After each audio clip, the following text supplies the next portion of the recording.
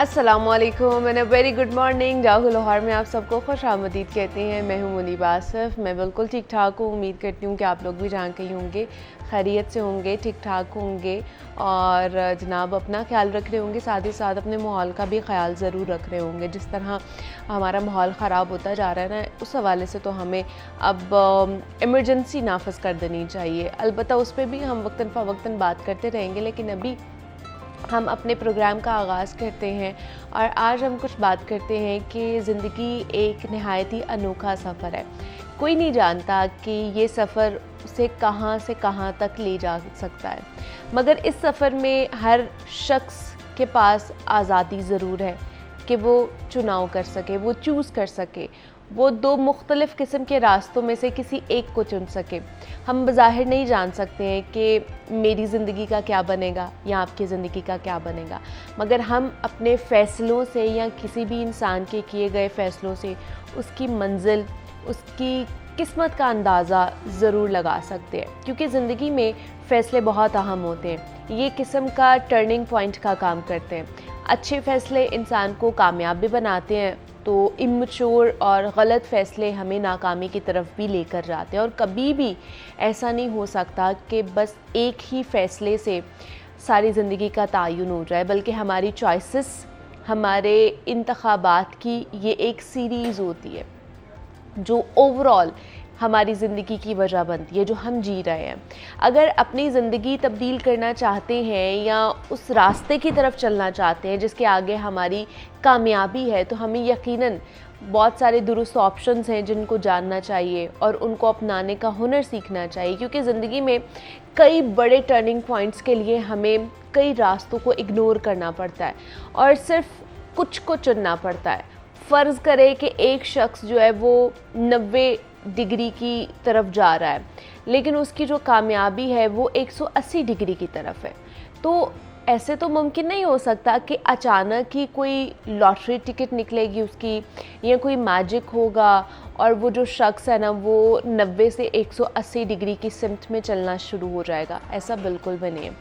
इससे साबित ये होता है कि ज़िंदगी की सिमत में अचानक तब्दीली नहीं लाई जा सकती है, बल्कि सिर्फ एक अपॉर्चुनिटी, एक कर्व की सूरत में ही लाई जा सकती है। जैसे जब हम सड़क पर गाड़ी या मोटरसाइकिल चलाते हुए कर्व की शक्ल में एक मोड़ लेते हैं ना, और बिल्कुल इसी तरह ज़िंदगी में भी हमें ऐसे ही एक बड़ा सा मोड़ लेना चाहिए, जो एक स्लो प्रोसेस ज़रूर है मगर यकीनन कामयाबी की तरफ ज़रूर आपको लेकर जाता है। तो उस मोड़ का ख्याल आपने रखना है कि वो मोड़ किस वक्त आता है आपकी ज़िंदगी में और आपने वो मोड़ कब लेना है। ऐसा ना हो कि वो मोड़ पीछे छूट गया हो और आप लोग आगे चले गए हों और अब आपको आपकी मंजिल ही नहीं मिल रही है। तो इसलिए उस मोड़ को आइडेंटिफाई करना इज़ वेरी इम्पॉर्टेंट और उसका ख्याल रखना कि वो कब आ रहा है और अगर गुजर गया है तो अब आगे का लायामल आपने क्या अपनाना है, इसके बारे में भी सोचना चाहिए। तो ये हमारा आज का पैगाम था जो हमने आपके साथ शेयर किया है। अभी प्रोग्राम में आगे बढ़ते हैं, कुछ हेल्थ के हवाले से बात कर लेते हैं। तो जैसे ही मौसम चेंज होता है ना, बहुत सारे इन्फेक्शन जो हैं वो भी आ जाते हैं और गर्मियों के मौसम में ख़ास तौर पर पेट के हवाले से बहुत सारे प्रॉब्लम्स और बहुत सारे इन्फेक्शंस देखने को मिलते हैं। आए रोज़ जो है ना कोई कहता है कि हमने फ़लाँ चीज़ खा ली तो हमारा पेट ख़राब हो गया, फ़लाँ चीज़ खा ली तो हमें पेट का ये मसला हो गया है। तो हमने क्या खाना है, क्या नहीं खाना, कौन सी चीज़ से आजकल बचना है, और गर्मियाँ जिस तरह आगे बढ़ती ही जाएंगी तो घरों में हमने किस तरह की चीज़ें जो है ना उनका इनटेक करना है ताकि पेट की बीमारियों से, पेट के अमराज से बचा जा सके। और ऑलरेडी जिनकी इम्यूनिटी लो होती है उनके लिए किस तरह की डाइटरी हैबिट्स होनी चाहिए, तो इस पर हमने बात करनी है। डॉक्टर हिबा उस्मान हमारे साथ स्टूडियोज़ में मौजूद है, क्लिनिकल न्यूट्रिशनिस्ट हैं, डाइटिशियन है। डॉक्टर हिबा आपको वेलकम कहते हैं जागो लाहौर में। कैसी हैं आप? ठीक है, आप ठीक है? मैं भी बिल्कुल ठीक ठाक। डॉक्टर हिबा, बदलते मौसम में खाने पीने के मामलात भी आपको पता है चेंज हो जाते हैं और गर्मी में वैसे भी पेट के मसले बहुत ज़्यादा होना शुरू हो जाते हैं। क्या मसला होता है, ऐसी क्या चीज़ें हैं जिसकी वजह से हमें पेट के अमराज होना शुरू हो जाते हैं? अच्छा, गर्मियों में अमूमन जो है ना हम जैसे ऐसे फ्रूट्स आए होते हैं जिनको हम कट करके फ्रिज में रख देते हैं और फिर जो है ना उन फ्रूट्स फ्रूट डी नेचर होने के ज़्यादा चांसेस, जैसे अच्छा। डायरिया वगैरह आजकल हाँ। बहुत ज़्यादा है। वाटरमेलन जो है ना हम हाफ कट करके फ्रिज में रख देते हैं और वो फिर 2 दिन 3 दिन हम उसको यूटिलाइज करते हैं खाने के लिए। कोशिश करें जो फ्रूट आप कट करें उसको उसी इंस्टेंट सोर्स में आप ले लें, आप उसको ख़त्म करें। कोशिश करें हर जो खाना आप बनाएं वो मतलब एक टाइम का हो या एक दिन में आपका वो ख़त्म हो जाए। उसको फ्रिज की चीज़ों से अवॉइड करें। अच्छा। गर्मियों में कोशिश करें फ्रेश, वैसे भी फ्रेश आपको फ्रूट हाँ। जो है ना बनाना चाहिए और उतना बनाएं जितना एक दिन में आपका ख़त्म हो जाए। कोशिश करें वेजिटेबल जो आप बाहर से लेकर आ रहे हैं उनको फ्रीज़ ना करें, फ्रीज़ की हुई चीज़ों से थोड़ा सा अवॉइड करें। वाटर इंटेक ज़्यादा रखें क्योंकि मैदा ख़राब होता है गर्मियों में इसी वजह से, क्योंकि हम जो है ना पानी तो पीते हैं लेकिन उस पानी की जो है ना हम मतलब पसीना बहुत आता है और हम जो है ना हाइड्रेटेड नहीं रह पा रहे होते। तो कोशिश करें कि ऐसी चीज़ें, ऐसे ड्रिंक्स का इस्तेमाल करें जो आपको थोड़ा देर तक हाइड्रेटेड रखें। पानी तो आपको पता है, फॉर एग्जांपल हम पीते हैं और वो वैसे स्वेटिंग के जरिए, तो ऐसी ड्रिंक जो हमें एनर्जी भी प्रोवाइड करे और हमें थोड़ा सा हाइड्रेटेड लगे फॉर अ लॉन्ग टाइम। जैसे अब गर्मियाँ आ गई तो हम कहते हैं कि अगर आप वाटरमेलन ले रहे हैं जिनको डायबिटीज़ का इशू नहीं है तो वो वाटरमेलन कितना हम खा लेते हैं, हम ज़्यादा से ज़्यादा 1 कप खा लेंगे। 1 कप खा लेंगे। तो मैं कहती हूँ कोशिश करें अगर आपने अपनी स्किन ग्लो रखनी है या मैदे का मसला ठीक करना है तो उसका जूस बना लें। बहुत से लोगों को फाइबर इरिटेट करता है कि हमें बीच में से दाने आते हैं, वो क्रश आते हैं, उसको स्टेन कर लें बेशक, उसमें बेसल सीड डालें, उसको जो है ना डाइल्यूट करके एक बहुत अच्छा आपका हाइड्रेटेड ड्रिंक बन जाता है। ठीक है, उसमें मिंट लीव्स डालें, उसमें थोड़ा सा लेमन डाल लें, क्या बात है। और ये ड्रिंक बाहर काफ़ी कॉस्टली मिलती है और वाटरमेलन की, और हमारे पास अल्हम्दुलिल्लाह अल्लाह ताला की नेमत है ये कि हम उसको यूटिलाइज नहीं करते। कुछ लोगों को नहीं दिल करता वाटरमेलन खाने को सीड्स की वजह से, तो वो ऐसे भी कर सकते हैं। बेसिक मकसद क्या है, फ्रूट्स अगर आप नहीं ले रहे तो उसके जूस फॉर्म में आप अपने आप को इस गर्मियों में हाइड्रेटेड रखें। ठीक है। और सबसे जो इम्पोर्टेंट चीज़ लेकिन यूजुअली तो कहा जाता है डॉक्टर हिबा कि होल फ्रूट खाना चाहिए, जूस नहीं पीना चाहिए। हाँ जी, होल फ्रूट खाना चाहिए। मैं वही अर्ज कर रही हूँ, जैसे हम वाटरमेलन की बात करें वो हमारी बॉडी को हाइड्रेटेड भी रखता है फॉर लॉन्ग पर्पस। जिनको डायबिटीज़ इशू नहीं है और वो चाह रहे हैं कि हम ज़रा ज़्यादा अमाउंट में वाटरमेलन को इनटेक करें एज अ फ्लूइड फॉर्म में, तो वो उसका जूस भी ले सकते हैं। डाइल्यूट करके बेसल सीड डालें उसके अंदर, वो आपके मैदे को ठंडा रखेंगे। और क्योंकि गर्मियों में मैदे की बीमारियां होती है सिर्फ आपके गर्मी की वजह से है और आपका गट खाने पीने की वजह से। हमारे मसाले ऐसे हैं कि हम वो जब हम अच्छा कोशिश करें कि प्रोबायोटिक यानी कि दही का इस्तेमाल करें। जैसे लस्सी के तौर पर दोपहर के टाइम अगर आप जो है ना सिंपल पानी डाल के लस्सी बना लें, आप हल्का सा बेशक सॉल्ट डालें, लेकिन वो आप खाने के साथ सर्व करें, वो आपके मैदे को अच्छा रखेगा। कोशिश करें कि अपने इस मौसम में खाना खाने से 15 मिनट पहले सौंफ को चबाएं और सौंफ को चबाएं 1 टेबल स्पून चबाएं और उसको इस तरह चबाएं कि वो टेस्टलेस हो जाए। ठीक है। अच्छा। अभी डिफरेंट जो है ना पेशेंट को डिपेंड करता है, उसको सूट करता है नहीं करता है, लेकिन मोस्टली अगर नॉर्मल मतलब पेशेंट है और उसको कोई प्रॉब्लम नहीं है, ठीक है, तो वो अपने गट को बेहतर रखने के लिए नहीं, तो इसका फायदा क्या होगा सौंफ चबाने का? आपकी जो गट को है ना, आपकी तो ब्लॉटिंग को रोकेगा, अच्छा, आपकी एसिडिटी को रोकेगा, आपके एसिड रिफ्लेक्स को रोकेगा, आपके मैदे को जो है ना डाइजेशन अच्छी करेगा गर्मियों में जो बहुत मेजर इश्यूज होते हैं। ठीक है। और सबसे आपको ठंडक, मतलब आपका मैदा खराब है तो आपकी स्किन खराब होती है, ऑटोमेटिकली आपको कॉन्स्टिपेशन इशू स्टार्ट हो जाते हैं। मैदे के बहुत मेजर मसाइल में से कॉन्स्टिपेशन का मसला, तो गर्मियों में ये ज़्यादा बढ़ जाता है क्योंकि वाटर इनटेक तो हो रहा होता है लेकिन वो डाइजेशन इतनी बेहतर नहीं हो रही होती क्लाइंट पेशेंट की, कि जिसकी वजह से जो है ना वो अपने मैदे के मसाइल में चला जाता है। तो सौंफ वो खा ले हर मील से पहले, हर मील से कोशिश करें 1 खाने का चम्मच उसको चबाएं और चबा कर वो जब टेस्टलेस हो जाए उसको स्प्लिट आउट कर दें। ठीक है। उसके सीड ना लेकर जाएं, उसके एग्जैक्ट 15 मिनट्स के बाद अपना खाना खाएं और खाने को कोशिश करें स्मॉल पोर्शंस के साथ ठहर कर खाएं, चबा कर खाएं। अमूमन हम ये नहीं करते जिसकी वजह से गट की बीमारियां ज़्यादा आ रही हैं। अपने खाने में कोशिश करें फ्रेश फ्रूट्स या वेजिटेबल्स का इस्तेमाल करें और हमेशा सलाद का इस्तेमाल खाना खाने से पहले करें। अच्छा। ठीक है। वो एज आपको फाइबर इंटेक देता है और क्योंकि लोग बहुत ज़्यादा खाने के साथ ही हम साथ ही खाते हैं ना, लेकिन आप उसको खाने से पहले खाएं। ठीक है। अच्छा, दूसरा जैसे आपने वाटरमेलन की बात की है, इसको तो मेरे ख्याल से बहुत ही ज़्यादा इंटेक किया जाता है गर्मियों में, ठंडा भी होता है मैदे के लिए भी, और दूसरा फिर कहा जाता है कि वाटरमेलन की वजह से ही बहुत ज़्यादा डायरिया हो जाता है, तो उसकी क्या वजह है? फिर कहते हैं जी वाटरमेलन के साथ आपको पानी नहीं पीना चाहिए, उसकी वजह से भी डायरिया हो जाता है, तो ये मिथ्स हैं, ये क्या है? देखिए वाटरमेलन खुद एक हाइड्रेटेड हाँ, आपके पास उसमें कंटेंट बहुत ज्यादा है, पानी का कंटेंट बहुत ज्यादा है।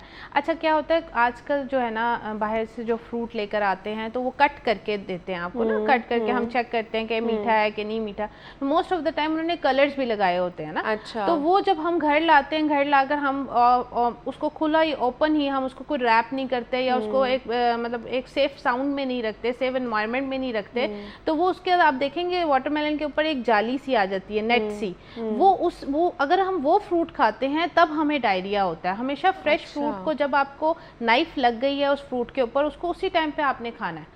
आपने उसको रखना नहीं है। आप जब रखेंगे उसमें बैक्टीरियल जो है ना एनवायरमेंटल ग्रोथ होना शुरू हो जाएगी, और वो जब हम खाते हैं जाहिर सी बात है ऑटोमेटिकली हमारे बहुत से डॉक्टर हिबा हम लोग खुद भी जब काटते भी हैं तो बहुत से उनके अंदर भी जाले लगे होते हैं ना, वाइट वाइट, और हमें लगता है कि शायद कुछ भी नहीं, हम खा जाते हैं। आप कोशिश करें कि अपना फ्रूट जो है ना आप एक तो छोटा लें, बड़े बड़े जो है ना तरबूज लेकर आते हैं इसी शौक में कि वो ज्यादा होगा, हाइब्रिड जैसे कहते हैं उसको कम होगा, और छोटा लें और उसको जब कट करें उसको देखें, क्लियर करें कि आपका ये जो फ्रूट है वो आपके देखिए ज़्यादातर गर्मियों में फ्रूट्स की ही वजह से आपको डायरिया हो रहा है। अच्छा। खरबूजा खाते हैं तो डायरिया हो रहा है, तरबूज खाते हैं तो डायरिया हो रहा है। बट देखिए ये कैसी कॉमन चीज है, ना पीच से होता है, ना तो गावा ना मैंगो से होता है, ना मैंगो से होता है। ये दोनों फ्रूट क्यों? क्योंकि जब ये कट करते हैं तो ये इंस्टेंट हम नहीं खा पाते क्योंकि क्वांटिटी में ज्यादा होता है।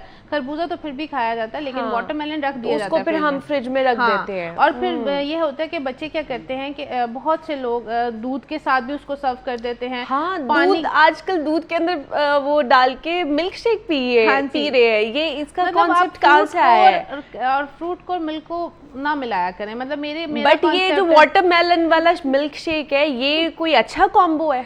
देखिए मैं तो कभी भी नहीं कहती कि आपको जो है ना फ्रूट को ब्लेंड करना चाहिए मिल्क के साथ, ठीक है। आपको कोशिश करनी चाहिए कि आप फ्रूट को अगर ब्लेंड करके जूस भी पीना है, जैसे स्ट्रॉबेरी को भी बहुत से लोग जो है ना ब्लेंड करके जो है ना वो मिल्क शेक पी लेते हैं, वो तो चले फिर भी पिया जाता है। बट वाटरमेलन आप जो है ना वाटरमेलन को कोशिश करें कि पानी के साथ ब्लेंड कर लें और दूध को मिक्स ना कर, उसकी एक अपनी एक बहुत खूबसूरत न्यूट्रिशन वैल्यूज हैं जिसको हम खत्म कर देते हैं दूध के अंदर डाल के।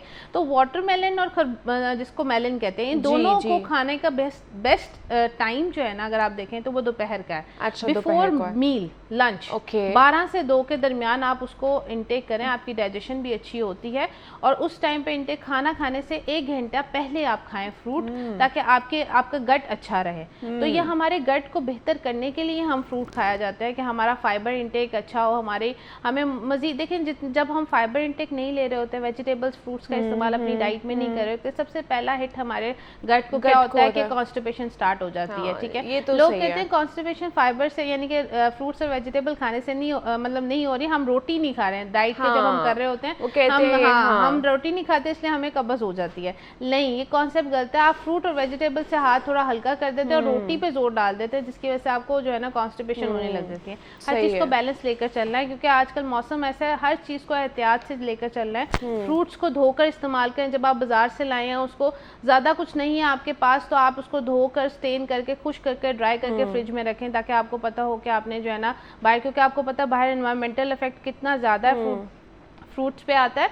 तो सबसे जो इम्पोर्टेंट चीज़ है, मैं हमेशा ये कहती हूँ कि जब फ्रूट आपके पास कट होकर आया है आप उसको उसी टाइम पे खा लें, उसको फ्रिज में रखने की ज़रूरत नहीं है। खाने के मामले में भी यही कहा जा रहा है, क्यों गट हेल्थ ख़राब होती है गर्मियों में नहीं, आम रूटीन में भी आप देखेंगे लोग क्या करते हैं 4-4 5-5 खाने बनाकर फ्रीज कर देते हैं। तो ये अब गर्मियों में जो आगे ज़्यादा गर्मी पड़ती जाएगी तो ऐसी कौन सी चीज़ें हैं जो जिनका इंटेक हमें ज़्यादा करना चाहिए? देखिए अल्लाह ताला ने इतने बेहतरीन वेजिटेबल्स हमें गर्मियों में दिए हैं, कद्दू, टिंडा, लौकी, ये सारी वेजिटेबल हैं। और आप देखें इनको खाने का बेहतरीन हाल है। अगर आप खाना नहीं खा सकते या आपने सालन नहीं बनाना, कद्दू का रायता बनाए, बैंगन का रायता बनाए, लौकी का रायता बनाए, उसमें सारी मतलब प्याज टमाटर वगैरह डाल के दही डाले, वो बड़ा अच्छा एक सूदिंग इफेक्ट, हाइड्रेटिंग भी हो जाता है, हाइड्रेटिंग। और इससे आपकी स्किन भी बहुत अच्छी रहेगी। गर्मियों में आपने नोट किया होगा आपकी स्किन बहुत ड्राई हो जाती है और रिंकल्स भी पड़ने लग जाते हैं और होंठ भी खुश्क होने लग जाते हैं। तो कोशिश करें ये रायते का इस्तेमाल आप डेली अपनी रूटीन में करें। ठीक है, मतलब ये इस तरह की हाइड्रेटिंग चीजें खाएं ताकि गर्मी की शिद्दत भी कम हो सके और आप जो डिहाइड्रेशन की तरफ भी जा रहे होंगे, आपकी स्किन ख़राब हो रही होगी, वो भी आपकी ठीक हो जाएगी। तो डॉक्टर हिबा उस्मान हमारे साथ मौजूद थी और हमें बता रही थी कि हमने इस गर्मी से बचने के लिए कौन कौन सी चीज़ों का इंटेक करना है। Doctor Hiba, thank you so much for coming. जनाब, अब कुछ बात कर लेते हैं ख़वातीन की सेहत के हवाले से, ख़ासतौर पर जिस तरह हमारा डाइट का पैटर्न बहुत अच्छा होना चाहिए ताकि हम जैसे जैसे हमारी उम्र बढ़ती जाती है उसी तरह हमारी सेहत भी अच्छी रहे। इसी तरह अगर आपकी हार्मोनल चेंजिंग्स बहुत ज़्यादा हो रही है, वी नो दैट कि आफ्टर 40 आफ्टर 50 मेनोपॉज शुरू हो जाते हैं और बहुत सी प्रॉब्लम जो है वो ख़वातीन को फेस करनी पड़ती हैं रिगार्डिंग हार्मोनल चेंजेस, और उसमें भी आगे फर्दर बहुत सारी चीज़ें जो होती है ना वो मुश्किलात का सामना करना पड़ता है ख़वातीन को। तो अब इसमें भी बहुत सारी नई टेक्नोलॉजीज़ आ गई हैं, नई ट्रीटमेंट्स आ गए हैं जिसको करवा के आप अपनी सेहत को बेहतर बना सकते हैं। तो आज हमने उस पर बात करनी है, bio identical hormones replacement therapy आ चुकी है। तो ये थेरेपी है क्या, पाकिस्तान में कह लें कि इसका फ्यूचर क्या है, पाकिस्तान में कहाँ पर इसका इलाज हो रहा है, किस तरह इलाज होता है, इस पर आज हमने इन डिटेल में बात करनी है ताकि आप तक वो आगाही पहुंचाई जा सके कि आपने किस तरह अपनी सेहत का ख्याल रखना है। तो इस पर बात करने के लिए डॉक्टर शबाना मुफ्ती हमारे साथ स्टूडियोज़ में मौजूद हैं और जब भी आती हैं वो कोई नई चीज़ हमारे लिए, आप लोगों के लिए लेकर आती हैं ताकि इन फ्यूचर हमारी जो बेहतर ट्रेनिंग भी हो सके और बेहतर एजुकेशन भी हमें मिल सके। तो डॉक्टर शबाना, आपको वेलकम कहते हैं जागो लाहौर में। कैसी हैं आप? ठीक है जी, बिस्मिल्लाहिर्रहमानिर्रहीम, अस्सलाम वालेकुम, and I am doing great. It's always lovely to be here with you. Same here. Doctor Shabana, bio identical hormones therapy क्या है, ये होती क्या है, थेरेपी है, किस तरह होती है? जी, ये नेचुरल हार्मोन्स हैं। ओके। जब एक बच्ची, एक खातून जो है वो जब पैदा होती है तो उसके पास अंडों का ज़ख़ीरा होता है ना, she is born with follicles. हाँ जी। जब उसकी एज होती है तो आहिस्ता आहिस्ता वो ज़ख़ीरा ख़त्म होता है और अंडे क्या कर रहे होते हैं, ओवरी के अंदर जो फॉलिकल्स होते हैं वो हार्मोन्स पैदा कर रहे होते हैं। जब औरत एज करती है, फॉलिकल्स कम होते हैं तो वहाँ से हार्मोन्स भी कम होते हैं और फिर जब पूरी फर्टिलिटी औरत की ख़त्म हो जाती है, जो अंडे ख़त्म हो जाते हैं, हार्मोन्स बनना बंद हो जाते हैं, जिसकी वजह से उसको हार्मोनल फ्लक्चुएशन होते हैं पहले, जिसे हम पेरीमेनोपॉज कहते हैं। Okay. उसके बाद जब माहवारी पूरे साल के लिए ख़त्म हो जाती है तो हम कहते हैं उसको मेनोपॉज हो गया।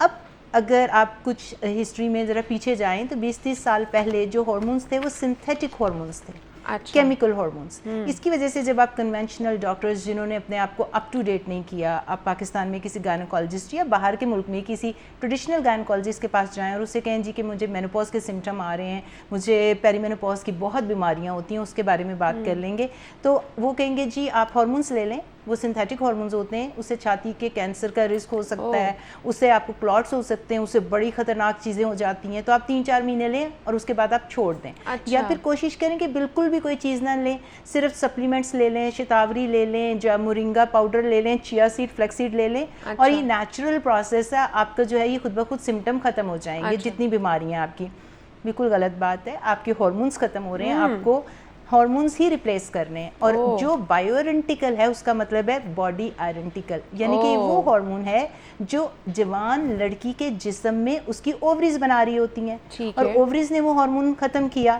तो अब ये प्लांट बेस्ड है और अब इतनी तरक्की हो चुकी हुई है, बल्कि अभी नहीं, ये काफ़ी अरसे से इस्तेमाल हो रहा है, लेकिन अवेयरनेस नहीं थी।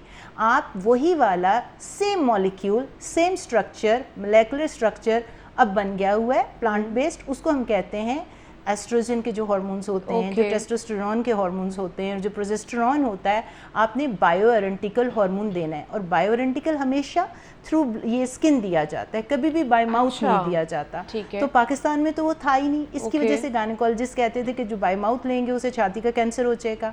ये जो बायो आइडेंटिकल होता है ये एग्जैक्टली सेम मॉलिक्यूल है, तो जो जवानी का मॉलिक्यूल कहते हैं, जो खूबसूरती का मॉलिक्यूल कहते हैं, जो बीमारियों को ख़त्म करने का मॉलिक्यूल है, ये सारे वो वाले हार्मोन है। तो ये प्लांट बेस्ड है, नेचुरल, एग्जैक्टली वही मॉलिक्यूल जो जवानी का हार्मोन होता अच्छा। है। अब आपने अगर उसको बाय माउथ लेंगे तो उसकी साख्त बदल जाएगी, क्योंकि वो लिवर में, जिगर में जाके मेटाबलाइज करता है। अच्छा। आपने इसको बाय माउथ देना ही नहीं, आपने स्किन के थ्रू देना है, तो वो वही मॉलिक्यूल रहेगा जो ओवरी पैदा कर रही थी। तो इसके फायदे भी वही होंगे, क्योंकि इसने उसी रिसेप्टर्स पे, उन्हीं जगहों पे जाके काम करना है जो एक जवान लड़की के रिसेप्टर्स पे हार्मोन्स काम कर रहे थे। इससे छाती का कैंसर नहीं होगा, इसका कोई वो रिस्क फैक्टर नहीं, बल्कि इससे छाती का कैंसर कम होता है, इससे इन्फ्लेमेशन कम होती है, इससे ब्लड क्लॉट्स कम होते हैं, इससे आने वाली क्वालिटी ऑफ लाइफ बेहतर होती है, उससे जितने पेरीमेनोपॉज मेनोपॉज के सिम्टम्स आ रहे हैं वो सारे कम होते हैं। तो जब औरत 40s में 50s में पेरीमेनोपॉज मेनोपॉज के सिम्टम्स हो रहे होते हैं तो आपने अर्लियर द बेटर इसको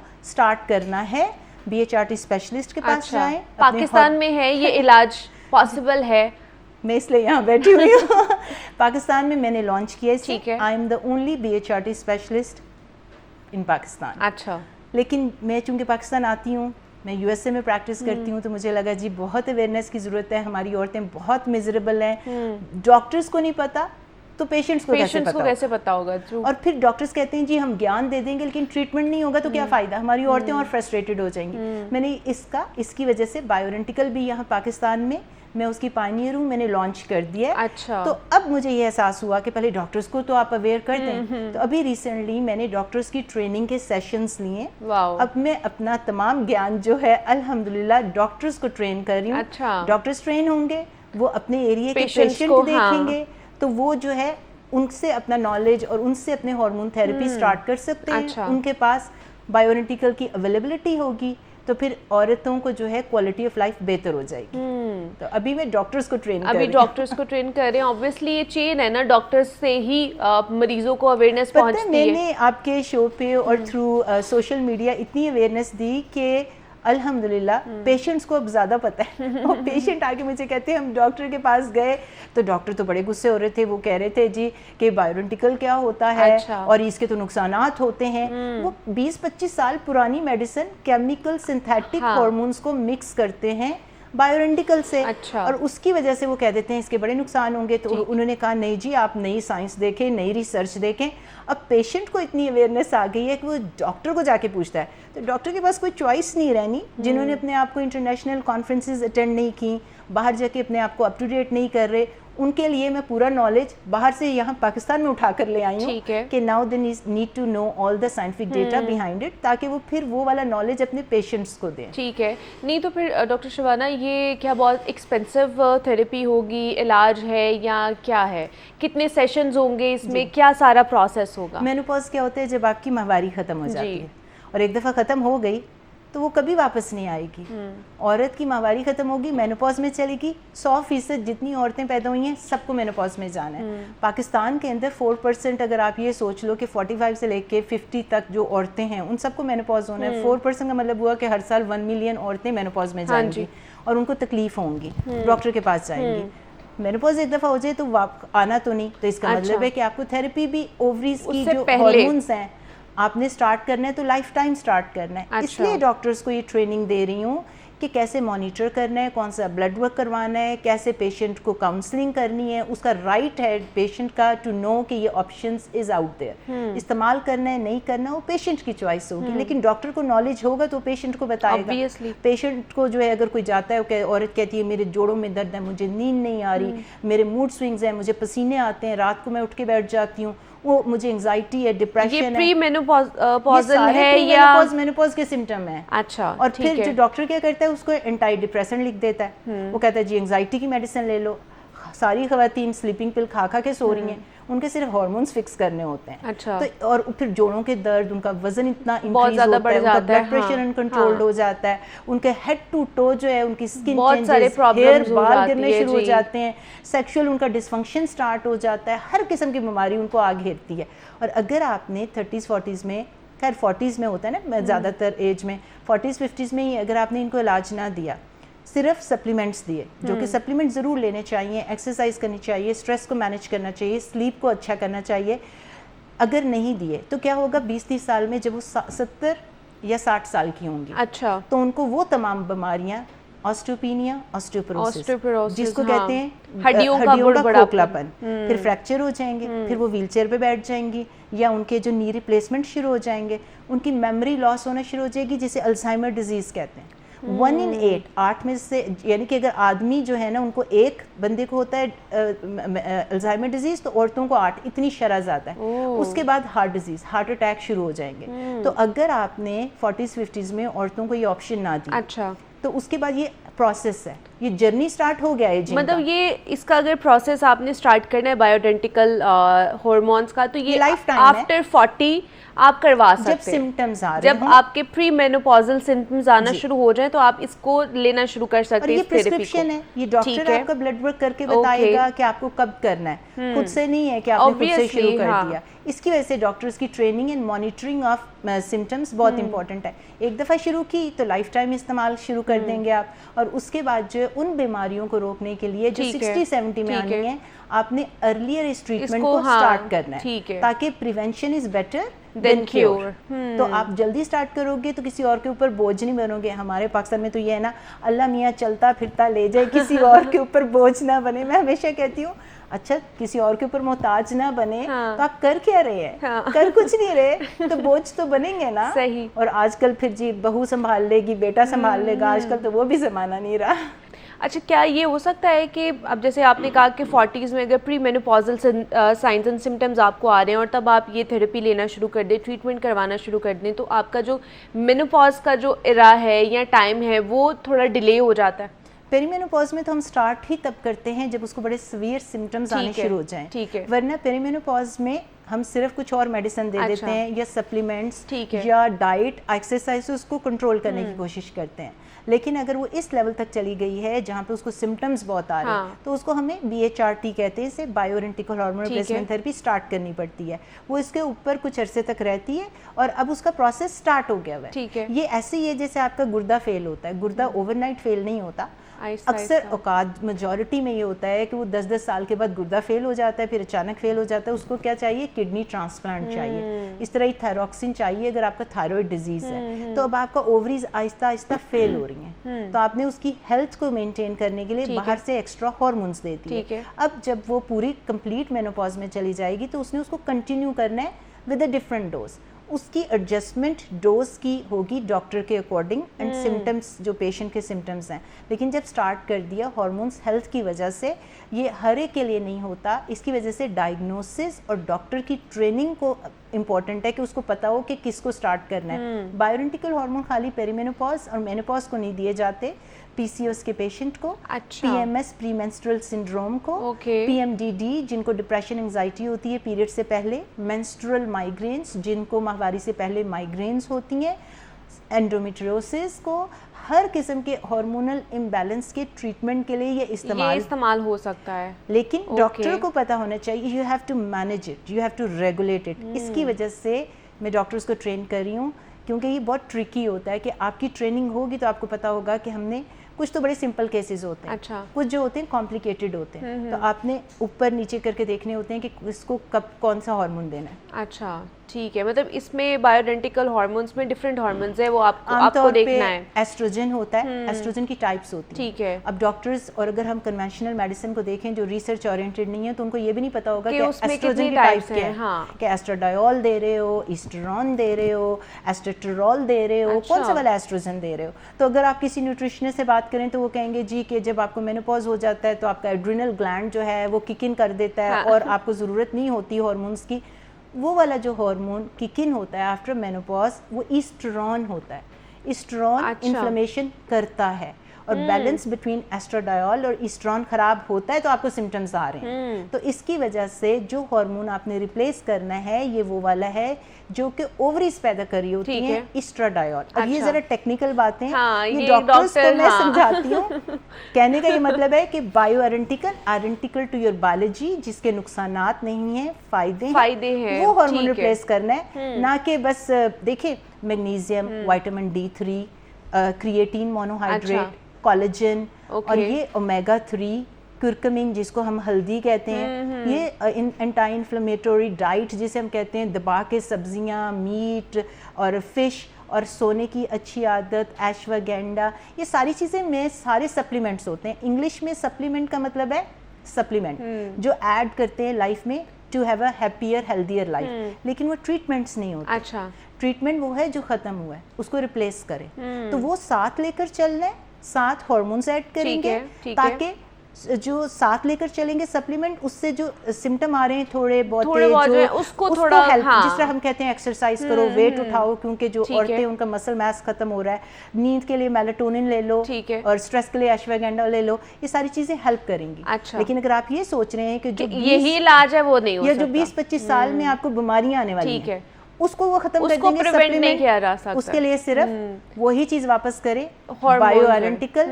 जो कि नेचुरली आपके जिस्म के अंदर पैदा हो रहे थे। दूसरा लास्टली मुझे ये बता दें डॉक्टर शिवाना कि अगर बहुत सी खवातीन जो इस वक्त अगर हमें देख रही हैं और उनको हो गए हुए हैं मेनोपॉज हो के कोई 5-10 साल हो गए हैं, तो क्या वो अभी भी ये थेरेपी करा सकती हैं? साइंटिफिक डेटा ये बता रहा है जी, अर्लियर द बेटर, यानी कि अगर 47 में आ जाती हैं और सिम्टम्स हो रहे हैं तो जितना जल्दी करेंगी उतना बेहतर है। With in 10 years of starting menopause best results आते हैं। अच्छा। लेकिन अगर आप BHRT स्पेशलिस्ट हैं और मेरे पास खवातीन आती हैं प्रैक्टिस में, क्योंकि मेरी USA में प्रैक्टिस है, 60 की आती हैं, 65 की आती हैं, वो कहती हैं हमें तो पहले पता ही नहीं था, डॉक्टर ने बताया नहीं, डॉक्टर कहता था ये तो नेचुरल प्रोसेस है, बूढ़े हो गए हो तो बस नेचुरल है, अल्लाह करो।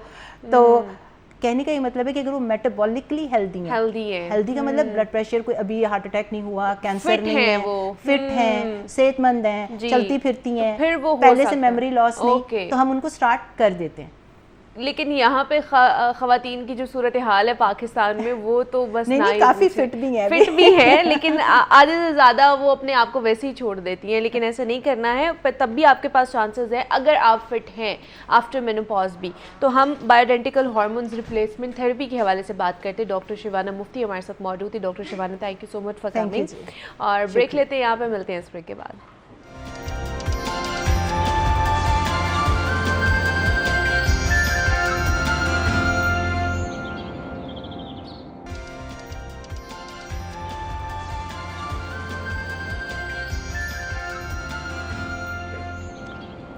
वेलकम बैक टू जागो लाहौर। जनाब, अब कुछ IT के हवाले से बात कर लेते हैं, और ख़ास तौर पर IT का बूम पिछले कई सालों से आया है। ख़ास तौर पर जब कोरोना आया तो तब हमें पता चला कि जनाब हम घर बैठ कर भी काम कर सकते हैं, घर बैठ कर भी हम काम करके पैसे कमा सकते हैं।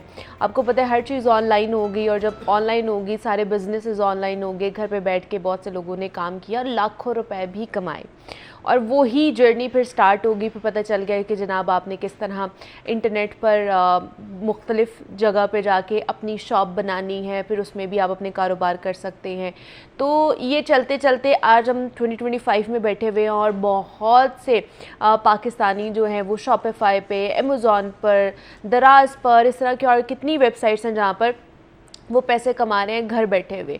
तो आप लोग भी किस तरह कमा सकते हैं, आज भी आपके पास अपॉर्चुनिटी है, आज भी आपके पास टाइम है, अगर आप चाहते हैं कि घर बैठ के आपने पैसे कमाने हैं। ख़ासतौर पर ख़वातीन को किस तरह एम्पावर्ड किया जा सकता है, तो आज हमने इस पे बात करनी है। और दूसरा ये जो चीन और अमेरिका का जो तनाज़ा चल रहा है, इसमें जो ई-कॉमर्स है उसको कितना नुकसान पहुंच रहा है, पहुंच रहा भी है कि नहीं पहुंच रहा, इस पर आज हम डिस्कस करते हैं। इस पर डिस्कस करने के लिए आज हमारे साथ काशिफ इफ्तिखार साहब मौजूद हैं, IT एक्सपर्ट हैं।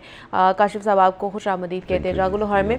उसके साथ साथ उमैर अरशद हैं जिन्होंने हमें ज्वाइन किया है, को फाउंडर हैं पाकिस्तान ई-कॉमर्स एसोसिएशन के, और साथ ही साथ कोऑर्डिनेटर हैं प्राइम मिनिस्टर यूथ प्रोग्राम के भी। उमैर, आपको वेलकम कहते हैं जागो लाहौर में। कैसे हैं आप? ठीक है, वालेकुम अस्सलाम। सबसे पहले तो मैं अगर आप ही से बात करूँ तो क्योंकि आपको फाउंडर है पाकिस्तानी कॉमर्स एसोसिएशन के, तो क्या सूरत हाल आजकल आपको लग रही है? जिससे मैंने बात की कि कोरोना आया था तो हमें पता चला कि भाई ई-कॉमर्स भी है कोई चीज़, फिर हम घर बैठ के भी पैसे कमा सकते हैं थ्रू डिफरेंट प्लेटफॉर्म्स। तो अब क्या उसका बूम ज़्यादा है या थोड़ा सा स्पार्क कम होता जा रहा है? नहीं, असल में बूम ज़्यादा नहीं है, उसकी अवेयरनेस ज़्यादा हो चुकी हुई है। देखिए, अभी आप टीवी चैनल पे बैठी हुई हैं, जितने टॉपिक्स के ऊपर आप बात कर रही होती हैं, इस तरह सुनने वालों को आप अवेयरनेस दे रही होती हैं, तो जितने लोग ज़्यादा सुन रहे होते हैं, जितनी किसी भी चीज़ की विजिबिलिटी बढ़ती है, इसी तरह उसका यूज़र भी बढ़ता है। कोरोना और कोविड के बाद इसको e-commerce was introduced way back in Pakistan. जब आपने फ़ोन उठाया और उठा के किसी को कॉल करके बोला मार्ट में या कहीं पे भी कि मेरे घर ये भिजवा दे, तो that was e-commerce, it was an electronic transaction. लेकिन अब ई-कॉमर्स कोविड के बाद ये हुआ कि रैपिडली बहुत सारी चीज़ें एक्सप्लोर हो चुकी हुई हैं, बहुत सारी चीज़ें ओपन हो चुकी हुई हैं। Yes, the trend is not going down, the trend is going upwards. अब अल्हम्दुलिल्लाह पाकिस्तान के अंदर देखें, पाकिस्तान ई-कॉमर्स एसोसिएशन फिर उसके बाद प्राइम मिनिस्टर यूथ प्रोग्राम, इस तरह के जो प्रोग्राम्स इंट्रोड्यूस हुए जिसमें एक ही दिन के अंदर 350 कॉर्पोरेट लोगों ने, कॉर्पोरेट ऑफिसेज ने इंटर्नशिप्स, कोर्सेज और जॉब्स इंट्रोड्यूस कर दी। हज़ारों के हिसाब से, तादाद के हिसाब से जॉब्स इंट्रोड्यूस हो चुकी हुई हैं। बिजनेसेस आप देखें, स्टार्टअप इज़ ग्रोइंग, आपका रेवेन्यू इज़ ग्रोइंग। तो और e commerce industry 14% per annum के हिसाब से पिछले 4 साल से ग्रोथ के ऊपर है। 5 बिलियन डॉलर से उठ के 8 बिलियन डॉलर के ऊपर ये इंडस्ट्री आ चुकी हुई है, विच इज़ रैपिडली ग्रोइंग। आपके इंटरनेशनल प्रोडक्ट्स पाकिस्तान के अंदर आ रहे हैं। International tech enable product is now working to launch their offices in Pakistan. So it's a very positive vibe which is going out in nation wide. मतलब positive vibes भी है, लेकिन कहीं ना कहीं अगर हम उस आईटी साइड पे जाते हैं या उनसे बात करते हैं, ई कॉमर्स के लोगों से बात करते हैं, तो मसाइल भी हमारे सामने आते हैं, फिर बहुत सी प्रॉब्लम्स भी हमारे सामने आती हैं। तो उसको भी हम बात करेंगे, उसको भी डिस्कस करेंगे। काशिफ साहब की तरफ जाऊँगी। काशिफ साहब, आपसे तो हमारी बात रहती है आईटी के हवाले से, हमने बहुत सारे प्रोग्राम्स भी किए हैं, हल की तरफ भी हम गए हैं, लेकिन क्या आपको लगता है कि अभी तक हम उस तक पहुँच सके हैं, या हमारी आवाज़ जो हमने तजावीज़ दी थी, हमने जो सोल्यूशंस बताए थे, वो कहीं ना कहीं पहुंचे हैं किसी तक? आपका क्वेश्चन मुनीबा बहुत अच्छा है, बस वो किताबों में ही है, मीटिंग्स तक महदूद है। अच्छा। उससे आगे चलना चाहिए, प्रोडक्टिव काम होना चाहिए, वो नज़र नहीं आता। अच्छा। शायद इसलिए कि वो सीरियस नहीं लेते इस चीज़ को, तो वो सियासत की भेंट चढ़ जाता है। प्राइवेट सेक्टर बहुत अच्छा काम कर रहा है, जैसे इनकी एसोसिएशन है जी जी, वो बहुत अच्छा वर्किंग कर रही है, हम लोग कर रहे हैं। मैं प्रेसिडेंट हूँ आईटी कॉलेज एसोसिएशन का। हम लोग मैन पावर प्रोड्यूस करते हैं, हम रिसोर्सेज प्रोड्यूस करते हैं, हमारी कोशिशें पूरी हैं, लेकिन गवर्नमेंट का साथ लगना बहुत ज़रूरी है। जब तक गवर्नमेंट साथ नहीं लगेगी, इवेंट्स बनाएं, इवेंट्स करवाएं, गवर्नमेंट लेवल पे सपोर्ट करें। अब देखें मुल्क का रेवेन्यू कहाँ जाता है आपका, और 25 बिलियन डॉलर का हदफ है, जैसे इन्होंने बताया कि हम 8 बिलियन पे हैं। ये हम यूं चुटकियों में हासिल कर सकते हैं उस सूरत में जब स्टेट की हमारे साथ पूरी कोलैबोरेशन हो। वो उस तरह नहीं है जैसे होनी चाहिए। लेकिन आपको क्या लगता है काशिफ साहब, ई कॉमर्स में अभी भी हमें किन किन चीज़ों में अभी भी प्रॉब्लम्स हैं, किन किन मसाइल का सामना करना पड़ता है अभी भी हमें? देखें, ई कॉमर्स तो प्रॉब्लम्स तो हैं, वक्त के साथ साथ ही हैं। सही। जैसे अभी एक इशू उठा है कि आप जो है वो अमेरिका ने एक टैरिफ इंट्रोड्यूस लगा दिया करवाया, है, उसका जवाब चाइना ने दिया। हाँ। चाइना ने एक तरह हार नहीं मानी, उन्होंने कहा जी हम 200% से ऊपर लगाते हैं। साथ में उन्होंने एक अपनी तरफ से एक साइलेंट थ्रेट दी कि भाई ठीक है, हमें आपकी जरूरत नहीं है, जाएं आप जो मर्जी कर लें, हम तो फ्री करेंगे। हाँ। उन्होंने 3 माह के लिए मौखर कर दिया। हाँ। ये अड़ गए, इन अड़े हैं, तो आप देखें उसका नतीजा क्या होता है कि उसका नतीजा ई कॉमर्स इंडस्ट्री पर ठीक नहीं आएगा। अच्छा। इसलिए कि जब आपकी हर चीज़ महंगी होगी तो वो रेंज से जब आउट होगी, आपने एवरेज पे चलना है, कुछ एलीट चीज़ें हैं वो आपने करनी है, फिर आपने पूरी दुनिया के साथ ट्रेड करना है, आपका वो बहुत ज़्यादा मुतासर होना है, और बल्कि वो हो रहा है। अब देखें, चाइना ने एक चीज़ पर अभी पाबंदी का वो सोचते हैं, ठीक है, वो लगा रहे हैं, वो है एक ऐसी सेंसर के अंदर जो इस्तेमाल होता है रॉ मटेरियल, ठीक, उन्होंने रोक लिया है। अब वो सेंसर आपकी एयरक्राफ्ट्स में लग रहा है, आपकी गाड़ियों में लग रहा है, हर जगह पे तो आपको उसकी एक मतलब जैसे मैग्नेटिक धात होती है उस तरह की है, तो वो चाइना के पास है, तो चाइना कहता है मैं रोक लेता हूँ। अब वो रोकेगा तो वो प्रोडक्ट कहाँ जाएगी, तो हाँ। और उससे मिली हुई चीज़ें कहाँ जाएंगी। अब ई कॉमर्स इंडस्ट्री आपकी शॉपिफाई है, अमेजोन है, बजाय इसके कि आप इनको ईज करें, पाबंदियाँ उठाएं, इसके लिए रेगुलेटरी अथॉरिटीज़ बनाएं, ठीक है, वो हम बनाते नहीं, तो हम वो बातें करके ख़त्म कर देते हैं। तो फिर उसके अलावा क्या वे है आपके पास? तो अगर आपके नौजवान, मैं बात करता हूँ अपने मुल्क के नौजवानों की, ठीक है, मुझे अपने मुल्क से प्यार है, मुझे अपने बच्चों से प्यार है, उनका कैरियर क्या है कि उनको एक वे मिला था ना कि चलो हम ऑनलाइन काम करें। हाँ, और यकीन करें दे वर मेकिंग डॉलर्स, अब रुपीज में नहीं सोचें, अब डॉलर्स में सोचें, और वो कर रहे थे, लेकर आ रहे थे ना, पाकिस्तान ही लेकर आ रहे थे, तो आपका रेवेन्यू ऊपर जाएगा ना, आपका मुल्क तरक्की करेगा तो आप तरक्की करेंगे। तो आज उनके लिए इस इकोनॉमिकल वॉर की वजह से भी तो गड़बड़ हो रही है, और उसके अंदर हमारी गवर्नमेंट क्या कर रही है, उनको क्या ईज दे रही है। ठीक है उमर, अब आप अगर ई कॉमर्स से वाबस्ता है और आप यहाँ पे मौजूद हैं, तो हमारे देखने वालों को बताएं ना वो किस तरह, कौन कौन सी ऐसी वेबसाइट्स हैं, कहाँ पर जाके, अगर अभी भी बहुत से बच्चे हैं, बहुत से ऐसे लोग हैं उनको नहीं मालूम कि वो क्या कर सकते हैं, किस तरह इस पूल में जंप इन कर सकते हैं, तो कौन कौन सी रूट्स हैं, कौन कौन सी ऐसी चीज़ें जहाँ पर वो जा सकते हैं? मैं आपको बताता हूँ, life is very simple, business is very simple. अब देखें, हमने सोच ये रखनी है कि हमने नौकरियाँ नहीं करनी है, हमने जो 35% हमारी पॉपुलेशन है, जो काशी साहब ने जिस तरह कहा कि यूथ है, तो ये यूथ हमारा असास है। अब यूथ को नौकरियों पे नहीं लगाना है, नौकरी इंसान तब तक करे जब तक उसको एक्सपीरियंस चाहिए, जब एक्सपीरियंस हो जाए आप कारोबार करें। जो मुल्क कारोबार करते हैं, जिनके जो पब्लिक कारोबार करती है, तो वो मुल्क ग्रो करते हैं। तो एक तो चीज ये जहन में रख ले सारा यूथ के आपने कारोबार करना है, छोटा करना है, बड़ा करना है। We need to produce entrepreneurs in our country. अब उसके लिए सबसे आसान बताता हूँ। लोग कहते हैं यार क्या कारोबार करें, पैसे नहीं है, कोई जरूरत नहीं है। आपके पास पैसे वाला कारोबार भी है, बगैर पैसे वाला कारोबार भी है, स्किल्ड कारोबार भी है, हर किस्म का कारोबार है। कहीं पे जाने की जरूरत नहीं, घर में बैठे हुए सारी चीजें हो सकती हैं। नंबर 1, अगर आपने ई कॉमर्स सीखना जाए, यूट्यूब के ऊपर कोर्सेज सबके, अब तो लोग पैसे लेके कोर्स कराना ही छोड़ गए, अनपेड कोर्सेज सारे वहां पड़े में, you can learn from there. Secondly, अब आपने कारोबार कौन सा शुरू करना है, आप सिर्फ गूगल पे जाके लिखें टॉप 100 स्टार्टअप्स ऑफ इंडिया, आपको टॉप 100 स्टार्टअप्स ऑफ इंडिया लिखने के ऊपर 2 लिंक्स आएंगे, एक 100 स्टार्टअप्स, एक 300 स्टार्टअप्स। आप 100 स्टार्टअप्स को क्लिक करें, उसके बाद 2 घंटे लगा के आप 100 स्टार्टअप्स को पढ़ें, उस 100 में से 20 आपके दिमाग के साथ क्लिक कर देंगे। उस 20 की केस स्टडीज वहां पे पड़ी हुई होंगी, उन केस स्टडी को स्टडी करें। उस 20 में से गारंटी दे रहा हूं आपको 5 ऐसे मिल जाएंगे जो आपकी मॉनेटरी के साथ भी रिलेट कर लेंगे। कोई लाख से स्टार्ट हुआ, कोई 5 लाख से स्टार्ट हुआ, कोई 3 लाख से स्टार्ट हुआ। जब उस 5 को आप मजीद ड्रिल डाउन करेंगे, कोई एक ऐसा होगा जो आपका स्टार्टअप होगा जो आपको क्लिक कर चुका होगा, और 6 घंटे के अंदर आप अपना स्टार्टअप स्टार्ट कर सकते हैं। और हमें तो जरूरत ही नहीं रिसर्च करने की। वो 1.5 बिलियन की पॉपुलेशन है, उसके अंदर आपके 100 स्टार्टअप का मतलब ये कि करोड़ों स्टार्टअप स्टार्ट हुए और वो 100 कामयाब हुए। That is hard and fast rule है वहां की, उसके अंदर। मुझे किसी ने मैं एक टेक इवेंट में, कॉन्फ्रेंस में बैठा था, कहते हैं कि जी बैठते हैं, बताएं हम क्या बनाएं क्या नहीं बनाएं। मैंने कहा सोचने की जरूरत नहीं है। कंपटीशन मेरा, देखें आपका और मेरा कंपटीशन तब होगा ना जब हमने कुछ, इंडस्ट्री ने कुछ अचीव किया हुआ होगा। आपको जितने भी प्लेयर्स हैं सबको मिलाओ, ये 10% भी नहीं है इंडिया, इंडोनेशिया, चाइना के। That means together we need to work and we can grow together. People need to think about this कि वी कैन ग्रो टुगेदर।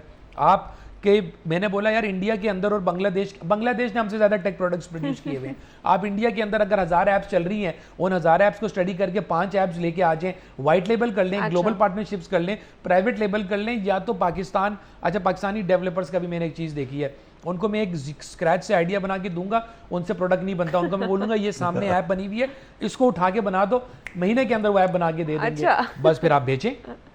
लेकिन कॉन्सेप्ट ये, और ये अच्छी बात है, इस तरह फायदा ये है कि गोल ये होना चाहिए। हम 2 साल से बात बोल रहे थे कि यार खुदारा जहां तक हो सकता है मेटा का सोल्यूशन नहीं हमारे पास यूज करें, लेकिन ना छोटे छोटे टेक के प्रोडक्ट्स तो यूज करें। आज हमने देखे अल्हम्दुलिल्लाह, हमने एक पाकिस्तान का सबसे बड़ा ऑर्डर मैनेजमेंट सिस्टम बनाया, जिंको रिटेल। हमने शॉपिफाई का कंपटीशन पाकिस्तान के अंदर बनाया, कॉमर्स बाय जिंको रिटेल। आज वो एक्सपैंड कर रहा है, आज वो 150% ग्रो कर रहे हैं। आपको डॉलर्स में पे करने की जरूरत नहीं है, वो कंपनी कॉमर्स बाय जिंको, और जिंको भी पे करती है टैक्स पाकिस्तान के अंदर, जो यूज कर रहे हैं वो भी टैक्स पे करते हैं पीकेआर के अंदर, तो डॉलर्स में एक्सपोर्ट करने की जरूरत नहीं है। अब आप शॉपिफाई यूज करेंगे, अमेज़न यूज करेंगे, आप ईबे यूज करेंगे, आप एटसी यूज करेंगे, आप उसके बाद मेटा यूज करेंगे, तो ये सारा डॉलर है, तो सारा पैसा ही बाहर जा रहा है। मजे की बात क्या है, गवर्नमेंट कहां लैग कर रही है, गवर्नमेंट हमसे तो टैक्स ले रही है अनजस्टिफाइबल, उन लोगों वो सारा पैसा ऑफशोर अकाउंट के अंदर जा रहा है। फेसबुक 1 रुपए का टैक्स पे नहीं करता पाकिस्तान में, गूगल पे नहीं करता, शॉपिफाई पे नहीं करता।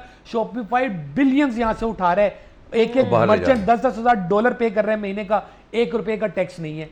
तो गवर्नमेंट ऑफ पाकिस्तान फिर ऐसी पॉलिसी इंट्रोड्यूस करे कि यार अगर आप अपने बिजनेस के अंदर पाकिस्तानी प्रोडक्ट यूज करेंगे, हम आपको टैक्सेशन के ऊपर रिलैक्सेशन देंगे, क्योंकि वो भी टैक्स पे कर रहे हैं और आप भी पे कर रहे हैं। शॉपिफाई को बंद करो, शॉपिफाई को बोलो बिजनेस चाहिए बजाना और रजिस्टर करो अपने आप को यहाँ पे। हाँ, तो इस साइड पे क्यों नहीं जाते फिर हम? अगेन मैं आपको एक बात बताता हूँ, आप यहाँ पे टीवी शो करती है माशाल्लाह, इतना बड़ा प्लेटफॉर्म है आपके पास, आप सिर्फ मुझे ये पूछ के बताना किसी से कि who is the father of E commerce in government level. Pakistan software board पीसेप के अंदर आ जाता है, पाशा उन्होंने बनाई हुई है, वो सॉफ्टवेयर वालों को और आईटी वालों को अपने अंडर लेके चले गए में, ये ई कॉमर्स किसके अंडर जाएगा? हमने अपनी मदद आप पाकिस्तानी कॉमर्स एसोसिएशन बनाई, नॉन प्रॉफिट ऑर्गेनाइजेशन बनाई। अब आप जाके अगर लिखेंगी चैट जीपीटी पे के पायनियर्स ऑफ ई कॉमर्स इन पाकिस्तान, इसमें मैं अल्हम्दुलिल्लाह मेरा नाम आएगा, उमर मुबीन का नाम आएगा जो कि चेयरमैन पाकिस्तानी कॉमर्स एसोसिएशन है, Haider Ahmed Qazi who is the president of Pakistani Commerce Association, Ubaid Arshad has done a lot for the industry, he has created Jinko retail, he has created commerce by Jinko retail जो पाकिस्तान के सबसे बड़े ऑर्डर मैनेजमेंट सिस्टम है।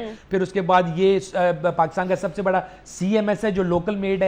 फिर उसके बाद advisory board member के ऊपर है। हमने अपनी मदद आप, और हमने अपने खर्चे करके इंटरनेशनल एक्सपोजर लिया, ग्लोबल पार्टनरशिप्स किए, इवेंट्स बाहर और अटेंड किए। इसमें गवर्नमेंट ने कोई कुछ भी भी नहीं। 1% भी मैं गवर्नमेंट कहता का हूं गवर्नमेंट कोई हमने झूठे मुंह बुला लेती कि यार ये 5 लोग चैट जीपीटी क्यों कह रहे हैं कि यार ये 5 पायनियर्स हैं, आप आगे बैठ के बता दें, हम तो बेलोस करने को तैयार हैं। मैं भी काशिफ साहब के साथ बाहर बैठा था, मैंने कहा यार I am so done with this country that I want to leave and I want to go and settle in USA, everyone not wants because that. ऑफ एक और पैसा। talent train पैसा मिलेगा। जितना अल्हम्दुलिल्लाह मैं यहाँ बना रहा हूँ, मैं शायद 3 साल में वहां बनाऊं जितना मैं यहाँ महीने में बना अच्छा। लेता हूँ, लेकिन यार मेंटल पीस चाहिए। किसके लिए कर रहे हैं यार, मुझे भी तो लर्निंग चाहिए। मैं तो सिखा रहा हूँ 1000 लोगों को, मैं कहाँ से सीखूंगा? एक दिन ये भी चौक हो जाने। ऑब्वियसली हाँ।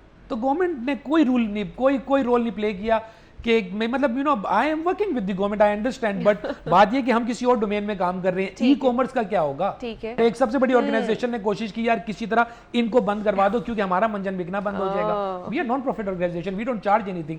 एक इवेंट करोड़ रुपए से नीचे नहीं होता।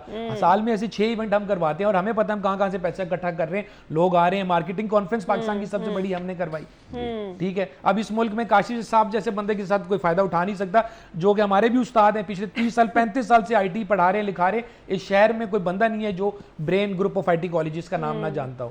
लेकिन अब बात कहाँ जाएंगे हम? लेकिन वही है कि अपने तौर पर तो सारे कर रहे हैं कि पाकिस्तान के लिए करें, यूथ के लिए करें, लेकिन गवर्नमेंट को भी इसमें कुछ ना कुछ इनिशिएटिव लेना चाहिए, उन लोगों का साथ देना चाहिए। एटलीस्ट सिर्फ सपोर्ट ही कर देना, बेशक फाइनेंशियली सपोर्ट भी ना करें, सिर्फ ऐसे ही सपोर्ट कर देना कि वी आर विद यू, हम लोग आपके लिए पॉलिसीज बना देते हैं, बाकी आप सारी चीज़ें करें। तो ये भी एक बहुत बड़ा इनिशिएटिव हो सकता है। तो हम अपने प्लेटफॉर्म से भी, आप लोग भी, काशिफ साहब भी आते रहते हैं, वो लोग भी आपसे राब्ता करें और अच्छी की उम्मीद रखें। इंशाल्लाह पाकिस्तान का भी कह ले कि बेहतर मुस्तकबिल हम देख सकते हैं। तो हमारे साथ काशिफ साहब मौजूद थे, उमैर अरशद मौजूद थे। Thank you so much Kashif sahab आपका। Umair thank you so much for coming. Break लेते हैं, यहाँ पे मिलते हैं इस ब्रेक के बाद।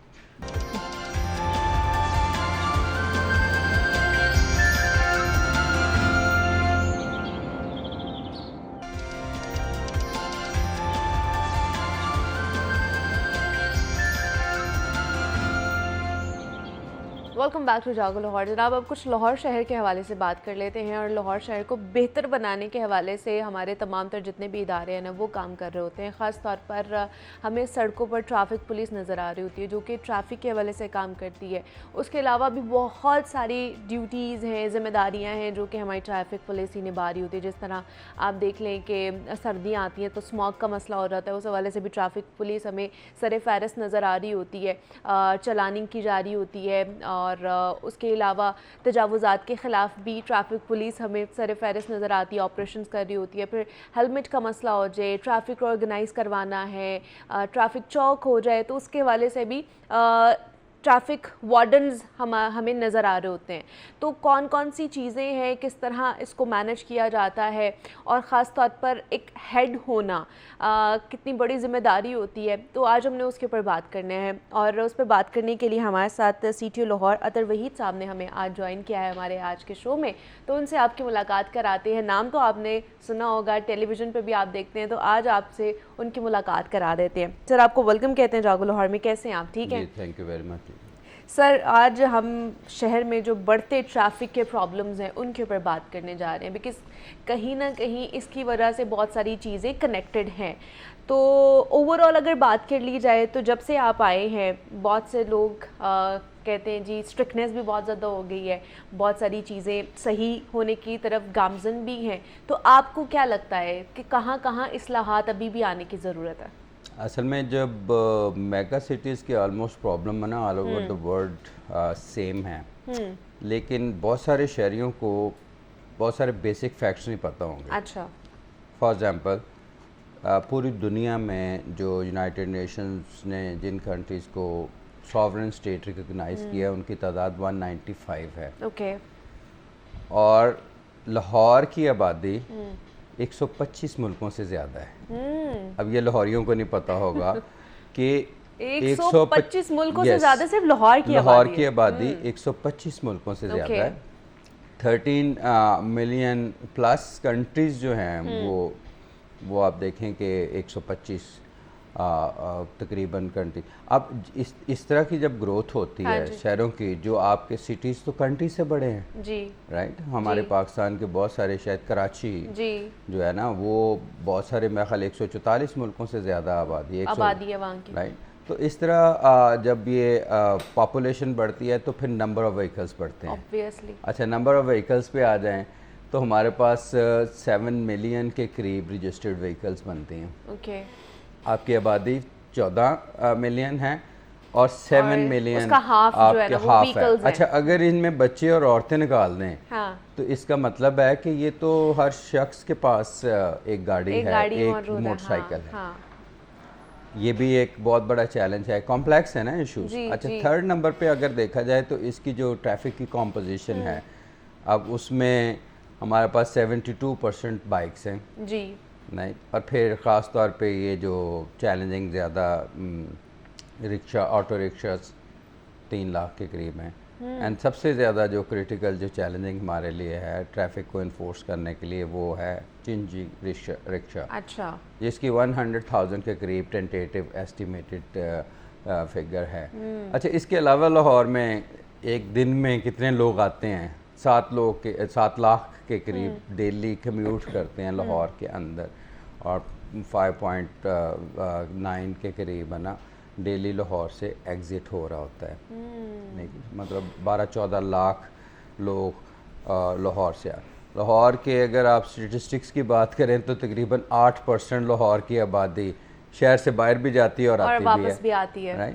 तो सड़कें वही हैं, चीज़ें डेवलप हुई हैं वक्त के साथ। तो चैलेंजेस अब लेकिन फिर भी ये सारे चैलेंजेस होने के बाद भी हालात इतने बुरे नहीं हैं। जी। अगर आप टाइम की बात करें तो लंदन से बेटर टाइम है कम्यूट करने का लाहौर में, राइट। पेरिस से बेटर टाइम है कम्यूट करने का। इस चीज़ को जानने के लिए एक फार्मूला होता है, उसे हम ट्रैफिक इंडेक्स कहते हैं। ओके। पूरी दुनिया के शहरों को उन्होंने रैंकिंग की होती है कंट्रीज़ की कि किसकी ट्रैफिक सिस्टम बेहतर है। हम कहाँ फॉल करते हैं? 205 कंट्रीज़ में अच्छा। देखें 144 नंबर पे, मतलब हम टॉप 50 में हैं जिसकी ट्रैफिक बेहतर है। Oh okay, that's great. And उसकी रिवर्स रैंकिंग होती है उसकी ट्रैफिक इंडेक्स की। अच्छा। रिवर्स रैंकिंग ये होती है कि टाइम ठीक है। कितना लगता है एक जगह से दूसरी जगह, कार्बन एमिशंस व्हीकल का, और इन एफिशिएंसी को भी वो काउंट करते हैं, सिस्टम इन एफिशिएंसी, जिससे लोगों के बिहेवियर, परसेप्शन, ये सर्वे, ये इंटरनेशनल इंडेक्स हैं जिसे ट्रैफिक इंडेक्स बोलते हैं। ये रिवर्स काउंट किया जाता है। एंड यू नो कि न्यू दिल्ली इंडिया में is on the top 5th country with the worst traffic system in the world. वो तो हमें सर्दियों में पता ही चल जाता है ना, वो स्मॉग की क्या सूरत हाल होती है वहाँ पे। Los Angeles is the second country, Okay. a city of the world with worst traffic system. कहने की बात यह है कि हम ज़्यादातर जो कॉन्स्ट्रक्ट डेवलप कर रहे होते हैं वो एम्पेरिकल नहीं होता, वो साइंटिफिक नहीं होता हमारी। अच्छा, फिर एक और भी हमारी एक अंडरस्टैंडिंग होती है कि आप लोग अक्सर आपने सुना होगा कि हादसात की वजह से हज़ारों लोग मारे गए और ये वो, इसकी भी रैंकिंग पूरी दुनिया में देखें, हम इसको एक्सीडेंट रेशो के हिसाब से जानते हैं। जैसे एक होमिसाइड का रेट होता है वो 100,000 के ऊपर के कितने लोग। ठीक है। Lahore is better than almost many cities of Punjab जहाँ पे सेफ्टी इंडेक्स ज़्यादा काफ़ी बेहतर है। हमारा 2.5 है, राइट। अब बहुत सारे ऐसे डिस्ट्रिक्ट्स हैं जिसका 6 पॉइंट समथिंग भी है कि आउट ऑफ 100,000 पॉपुलेशन ट्रैफिक फैटेलिटीज़ कितनी हैं। लाहौर में पिछले 1 साल से 26% रिडक्शन है ट्रैफिक हादसात में अमवात, fatalities in traffic accident fatality 26% कम हुई है। अब उसको स्ट्रेटजाइज़ किया कि इसको मज़ीद हमने 50% तक किस तरह लेके जाना है। मेन चैलेंज इंक्रोचमेंट का था और उसके ऊपर हमने एक ऑपरेशन लॉन्च किया और 10,000 के करीब लोगों के खिलाफ FIRs हुई, गिरफ्तारियां हुई पिछले 3 महीनों में। अब हमारी मेन आर्टरीज ऑलमोस्ट क्लियर हो गई हैं। चालान का वो बंद किया आपने, कोई टारगेट दिया जाता है चलाने का मंथली या पहले कुछ भी नहीं ऐसा था, ऐसे अब भी नहीं है, पहले भी नहीं, क्योंकि ये जो as per constitution single penny on behalf of the government वो ट्रेजरी नंबर अकाउंट नंबर 1 में जाता है सरकार बिकॉज़ के ऐसी बहुत खजाने सारी में। कंप्लेंट्स आती है ठीक ना है सोशल नहीं, मीडिया पे भी आप देख रहे होते मैडम हैं। उसमें बात ये है, हाँ। एक तो ये है कि ये डिजिटल चालान है, अच्छा। ठीक है ना, इसमें तो जो वार्डन है उसका कोई इंटरेस्ट ही नहीं है, उसको क्या बेनिफिट है। अच्छा। लेकिन सिर्फ और सिर्फ हम अक्सर कहते हैं कि ये बाइक वालों का ज़्यादा करते हैं, हाँ। पर 73% तो उनकी पॉपुलेशन भी तो अगर देखा जाए, बाकी तो और वॉलेशन भी हो रही होती है ना, हेलमेट नहीं पहनना, अब फिर हाँ। नहीं पहना। अक्सर लोग आप देखते हैं, कल एक बड़े अच्छे हमारे डीएसपी साहब ने प्रोग्राम किया, उन्होंने कहा कि आपने हेलमेट नहीं पहना, आप मुझे अपना मोबाइल दिखाएं, अच्छा ठीक है ना। उन्होंने कहा कि मोबाइल आपका कितने का, 25,000 का। उन्होंने कहा मोबाइल के लिए 25,000 है, 1,000 रुपया हेलमेट के हेलमेट लिए। के फिर लिए दूसरी बात ये कि मोबाइल के ऊपर आपने ये कवर क्यों लगाया हुआ है? उसको वो कहता है कि save गिर करने के लिए, जाएगा, हाँ, protect उन्होंने कहा करने के वो लिए। उसकी फिक्र है, वो गिर जाएगा, आप गिरेंगे तो आपके सर की फिक्र नहीं है। तो ये एक I think road safety is a big subject, कि ये एक सोशलाइजेशन के प्रोसेस से सीखता है इंसान, ठीक है। बहुत सारी कौमों को गैर मुहज़्ज़ब से मुहज़्ज़ब मुहज़्ज़ब होने में बनाने थोड़ा में, सा वक्त हाँ। लगा था। कुछ कौमों को हादसात ने मुहज़्ज़ब बना कर दिया, दिया। जिसकी मिसाल जापान है, ठीक है ना। मैं बहुत सारे कंट्रीज़ में मेरी स्टडी है कि किस अच्छा। तरह बिहेवियर लोगों के चेंज हुए, ओके। राइट। और एटम बम से पहले का जापान और एटम और बम अब के का बाद जापान, बात कर बहुत रहे हैं। फ़र्क है तो मेजी इरा से पहले का जापान और बाद में जापान। फिर दूसरा ये है कि पूरी दुनिया से सीखना चाहते जी, मेजी इरा जो जापान में एक टाइम आया था, Meiji was a king, he send his experts to all over the world की एक एक चीज़ सीख के आओ आप पूरी दुनिया से। 50 मुल्कों में जाओ, वहाँ पे ट्रैफिक सिस्टम देख के आओ, 100 मुल्कों का जाओ, वहाँ पे पुलिस का सिस्टम देख के आओ, देन वो वापस They आए। came और back इस और- तरह और सबसे इम्पोर्टेंट बात है, डेवलपमेंट और रूल ऑफ लॉ को बहुत गहरा ताल्लुक है। ठीक है। हम सड़कें बना सकते हैं, लेकिन अगर रूल ऑफ लॉ ना अचीव किया हमने तो उसका फ़ायदा कोई नहीं होगा, राइट। और अभी तो मेरे ख्याल में जितने बोल्ड डिसीजन लिए जा रहे हैं इस गवर्नमेंट में, अभी मौजूदा बहुत बड़े बड़े फैसले किए जाते हैं, किए जा रहे हैं। और आप आइंदा मेरा ख्याल लाहौरियों के लिए भी बहुत बड़ी खुशखबरी भी आपको देखने में आएगी कि अगर हमारा ओल्ड सिटी की रिवाइवल होती हाँ। है, जिस शहर में अंदरून शहर आप, मैं, ये सारे लोग हम अपनी फैमिलीज़ के साथ जाना भी तसव्वुर नहीं करते, राइट। और उस लाहौर की खूबसूरती दोबारा से को बहाल मिल किया जुल जा के रहा है। हमने इतना ख़राब किया, इतने सालों से ख़राब किया, ठीक है ना। आप हम क्या लंदन में जाते हैं तो ऑक्सफोर्ड स्ट्रीट क्यों जाते हैं? हिस्टोरिकल पर्पस से पेरिस में जाते जाते हैं, शांज़ेलीज़े स्ट्रीट क्यों जाते हैं हम? हिस्टोरिकल Historical purpose तो से। हमने अपनी तारीखी विरसे को भी बचाना है और लाहौर की खूबसूरती को वापस भी लेके आना है। अभी उस चीज़ पे भी प्लानिंग हो रही है, काम हो रहा है। आपने देखा है इंक्रोचमेंट भी, दादा दरबार के सामने भी इंक्रोचमेंट, ये जितने भी, ये भी ख़त्म हो रही है। बाकी लाहौर की मेरा ख्याल अगर इसी पेस से हम चलते रहे तो चंद महीनों में आपको डिफरेंट लाहौर नज़र आएगा इंशाल्लाह। और कोशिश Vision तो हमारी ये अच्छा है, है। हाँ, कोशिश हमारी यही है। और फिर खास तौर पे जो पब्लिक की तरफ से रिस्पॉन्स है वो भी बहुत ज़रूरी है जी। कलेक्टिव। गवर्नमेंट तो चेंज एजेंट साबित हो जाएगी, लेकिन ये चेंज किसके लिए है? शहरियों के लिए। गवर्नमेंट और अगर आवाम आपकी के ट्रैफिक लिए। अगर अच्छी होगी, किसको फायदा होगा? हमें ही फायदा आपको होगा ना। फायदा हम हमारा इंतजार का जो टाइम अच्छा, है, अगर इंक्रोचमेंट खत्म हो रही है तो किसको फायदा होगा? गवर्नमेंट को फायदा होगा, आवाम को होगा। अवाम को फायदा होगा। तो अवाम, अगर बैगरी खत्म हो जाती है तो किसको अच्छा लगेगा? जी, हमें ही अच्छा लगेगा। अच्छा ऑब्वियसली हमारी सड़कों पर वो जो एक हमला करने के आते हैं आपके ऊपर, वो नहीं होगा। अच्छा, लास्टली एक और क्वेश्चन मैं पूछना चाहूँगी सर आपसे कि हैवी ट्रैफिक जो हमारे सिटी में आती है, शहर में दाखिल होती है, उसका टाइम है 10 बजे के बाद, ये आफ्टर 11 o'clock। बट हमें 9 o'clock ही हमें बहुत सारे ऐसी हैवी व्हीकल्स हैं जो हमें इन द सिटी नजर आ रही होती हैं ऑन द रोड। उसके हवाले से क्या मज़दा एक कहेंगे? कैटेगरी ऐसी है बिकॉज कि उनकी वजह से बहुत सारे एक्सीडेंट्स भी होते हैं। उसमें ये है कि बाकी को नहीं आने दिया जाता। हमारे जो एंट्री एग्जिट पॉइंट्स हैं वहाँ पे डिस्ट्रिक्ट पुलिस की भी, ट्रैफिक पुलिस की भी, उसको तो बहुत स्ट्रिक्टली वॉच करते हैं, बल्कि हमारे कैंप वॉच कर रहे होते हैं, है ना। और उसकी अगर इवन इन केस कि अगर हमारा कोई मेगा इवेंट हो तो उसको डिले भी हम करवा लेते हैं। उसको एक एक चीज़ को सुपरवाइज़ किया जा रहा है। एक मज़दा की कैटेगरी ऐसी है कि जो हाईवे और इसके दरमियान में है, जिसके लिए ये रेगुलेट नहीं किया गया कि इसको इवनिंग में आना चाहिए। ऑयल टैंकर्स के बारे में मैंने डिसाइड पहले किया था कि इसको भी लेट नाइट आना चाहिए, फिर 2 दिन बैन भी किया, लेकिन ऑयल टैंकर एसोसिएशन वाले आए तो उन्होंने कुछ टेक्निकल वजूहात मुझे बताई कि हमारे ड्रेन हो सकते हैं ये पेट्रोल पंप है ना, और क्योंकि उनकी टाइमिंग के भी इशूज़ हैं। तो लाहौर शहर जिसकी मैं बता रहा हूँ कि आबादी 125 मुल्कों से ज़्यादा है, अब उसकी कंजम्पशन लेवल भी तो आप देखें, तो वो फिर इसलिए उनको 2 घंटे सुबह को ऑफिस टाइम और 2 hours in the evening time ban किया हुआ है कि आप उस वक्त नहीं आते। कल भी एक आया था तो अब वो रजिस्टर द केस और उसको फिर फाइन भी किया और उसको रिमूव भी वहाँ से किया। तो इस चीज़ को हम रेगुलेट करते हैं। अब इसके अंदर जो सुथरा पंजाब है, सुथरा लाहौर है, इसके डिफरेंट शेड्स हैं और मैं समझता हूँ कि अगर शहरी साथ दें इस चीज़ का, कोऑपरेट करें, ट्रैफिक को सही करना कौन सा मसला है, ये it is the easiest thing to do it, but लेकिन आपके मिलियंस ऑफ पीपल कलेक्टिवली, क्योंकि आपको जैसे number of vehicle is just equivalent to the number of citizens, even adult population, right. और फिर ये है कि उनका एक कलेक्टिव बिहेवियर जब सामने आता है ना, उसी से लोग फिर हमें महज़ब कहते हैं। बाहर की दुनिया से जब आप एयरपोर्ट से उतरते हैं तो सबसे पहले ट्रैफिक साइन के ऊपर ही आप एक कंट्री के बारे में ओपिनियन समझ आते हैं कि अच्छा ये मुहज़्ज़ब कौम है या नहीं है। और लास्टली मैं ये कहूँगी कि सर आपको भी शायद इस चीज़ को हमें प्रमोट करना चाहिए, हेल्थ है तो तभी सारी चीज़ें, और दूसरा ये कि हमें अपनी व्हीकल्स, गाड़ियाँ, मोटरसाइकिलें छोड़ के मेरे ख्याल से साइकिलिंग की तरफ जाना चाहिए, प्रमोट करना चाहिए। साइकिल मैं तो खुद इस्लामाबाद भी करता हूँ, इधर भी मैं करता हूँ, वी गो फॉर 20-25 किलोमीटर्स, और cycle is solution to almost all problem.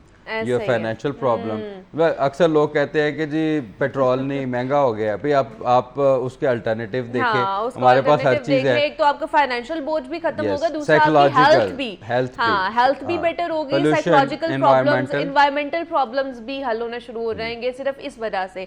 तो सीटीओ लाहौर अतर वहीद साहब ने हमें आज ज्वाइन किया था। सर बहुत शुक्रिया, thank you so much for coming here. बहुत अच्छा लगा आपसे डिस्कशन करके। शहर में जितने भी प्रॉब्लम्स थे ट्रैफिक को लेके, उसके ऊपर हमने डिस्कशन की है। मुझे इजाज़त दीजिए, अपना ख्याल रखिएगा, अल्लाह हाफ़िज़।